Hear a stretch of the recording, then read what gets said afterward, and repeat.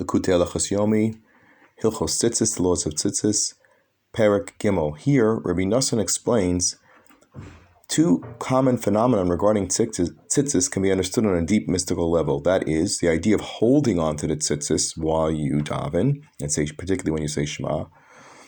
And the second thing is why, halachically, the tzitzis are not worn at night. Rabbi Nosson based this explanation about these two phenomenons based on the Torah of Tiku B'Chodesh Shofar, which is the first Torah of the second volume of Likutei Maran, Ayin Sham. And there he explains as follows. In order for a person to participate in the rebuilding of Yerushalayim, Bonei Yerushalayim, and the Beis HaMikdash, that means on a personal level that you have to build your YeraShalom. Your personal Yerushalayim is your personal Yirat Shamayim, which manifests in three specific areas. Based on the Gemara Brachos, Shalosh Mishmaros Have B'Layla.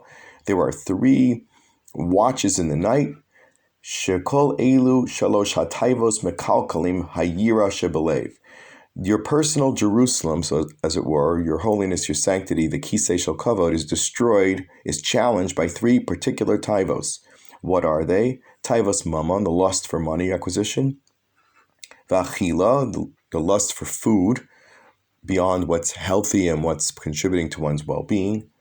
Umishagel, and illicit relations, which are all represented by the three watches of the night, a time of darkness, a time when Yerushalayim your personal Yerushalayim is not built properly, which is why, by the way, it's interesting to note psychologically that most people who go out to do violations of the three usually wait till nighttime, because that's a time in which these taivos are more out of control than during the day, when the person's das is more functional.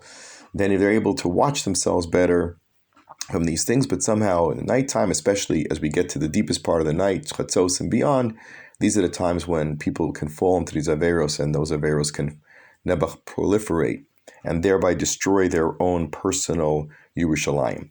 In order to counterbalance this, we must build our strength to withhold and these three taivos, which ruin our Yerushalayim.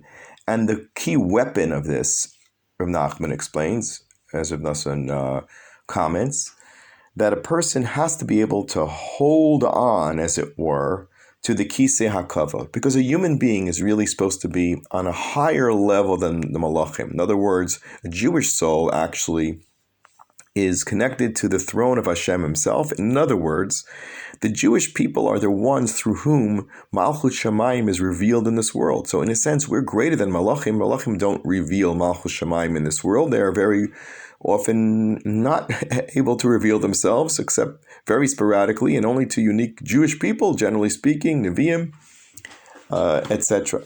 And therefore, when a person is very close to Torah and mitzvos and a very high level of tzidkus, they might even be merit Gilui Eliyahu, the merit of speaking or conversing with Eliyahu Navi. This has been said about people even on our own generation, many people, because they are doing the job of being the representative of Hashem in this world, which is rooted in the neshamos of the Jewish people, who are all rooted in the Kisei Shel Kavod. You might remember the Medrash which describes the demus, the likeness of Yaakov Avinu, is chakok, is engraved on the Kisei Kavod as the ultimate, the Bechir Sheba Avos, the greatest of the Avos, whose tasks were to create a Merkava, a Malchus, a place of kingship for Hashem in the lower world. And it says in the dream that Yaakov had in Yerushalayim itself, in the actual Makom YeraShalom of the angels Olim v'Yordim. So Chazal tell us that they went up to look at the Kisei HaKavod, and they came down and they saw Yaakov Avinu lying on this place,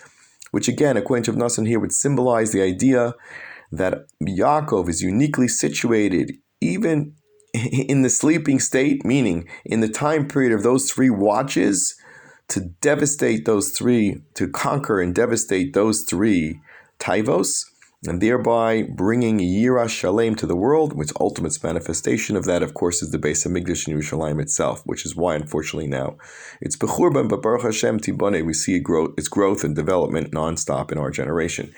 Okay, so therefore, when one holds the tzitzis, one is really holding on to the source of all souls, which is from the Kisei HaKavod. This is also the concept of why tzitzis are not at night, because at night is not the operative time when the conquest of these three Averos takes place. Rav Nosson also connects it to the idea of Shalosh Regalim, the three Yom Tovim. Each one has a particular key and represents the conquest of each one of those three taivos. And you can imagine for yourself and apply the concept about which one of those regalim represents which taiva. But in any case, that is the reason why we hold our tzitzis when we daven, according to Rav Nosson, and that's why we don't have tzitzis at night. And this is how we bring upon ourselves the idea of YeraShalom, because the ultimate power of Mitzrayim begins in Chatzos, the deepest part of the night, and our ability to break the watches of the night and their influence.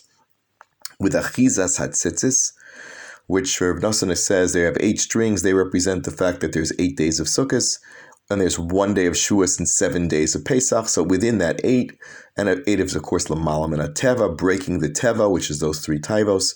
That was what the tzitzis represent, and therefore wearing tzitzis is the first thing that you teach a child when they are born, because they're being taught their tachlis, which is to rise above the level of a normal human beings and their various drives and appetites, and to become a merkava, a levush hakavod, a honorary garment, which is the talis and the tzitzis, which demonstrates Hashem's malchus in this world.